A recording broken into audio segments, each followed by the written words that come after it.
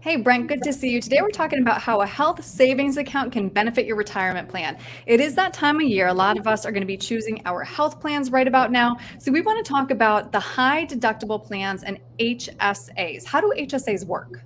Yeah, before we start that, let's talk about how I'm so passionate Oh, about you're this. a big deal. I recently wrote an article that was in the Worthington Spotlight for November. So this is something that I definitely have a little experience talking about. I know. I love that article, Brent. And about it, you break down the unique triple tax advantage of an HSA. Explain this. Yes. So just back up one step further, HSAs, health savings accounts, it is a pre-tax account where you can put funds in there to be used for qualifying medical expenses. So you contribute to the account, that's tax deductible. There's your first benefit. The growth, it's tax free. Qualified withdrawals for any medical expenses, that's tax free as well. So it is a triple tax benefit account. That is Hmm. why it is such a big deal. Hmm. So, do you see this then more as an investment tool or something we should utilize paying medical bills? Because I always struggle with, kind of socking it away and letting it grow, but then also I have these bills coming in. Right. Great question. So it's going to depend on the person, their financial scenario. But in a perfect world, you can afford to pay your medical expenses today because you're in your earning years. And then you will stash away the money into that account. So then you're going to invest it in low cost ETFs. It's going to grow. And then you're going to utilize that in your retirement. So my whole article was about how can this be used as a retirement tool when most people look at it as something to pay when I go to the doctor today. Okay, that makes sense. So, I want to break down a couple of common mistakes that you see. And number one on your list is something we talk about when we always talk about investing, right, Brent? The earlier, the better.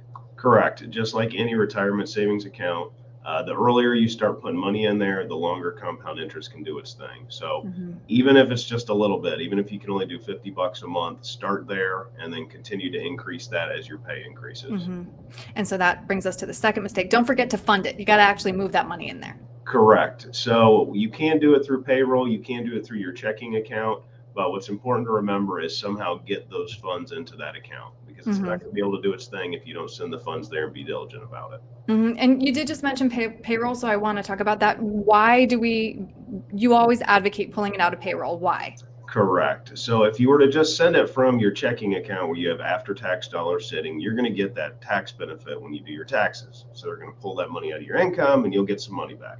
Hmm. But if you do it through a payroll deduction, you also don't have to pay the employee side of FICA. So you're actually saving another 7.5% roughly. Yeah, that's great. Okay. Third most common mistake here, got to hold on to those receipts. Correct. So you a lot of times you get a debit card, you can go out and you just swipe your card if you're buying a package of band-aids or whatever.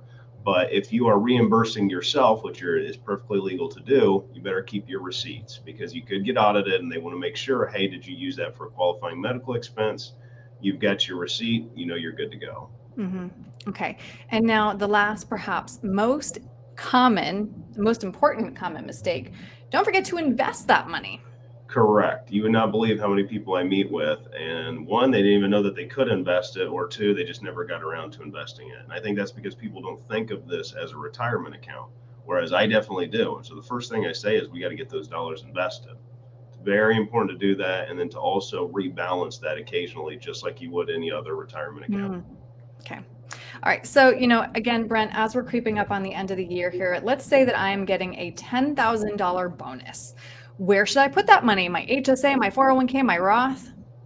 Sure, good question. And you could have a couple different answers depending on who you're meeting with. Hmm. But the HSA is a phenomenal place to put those funds. Okay.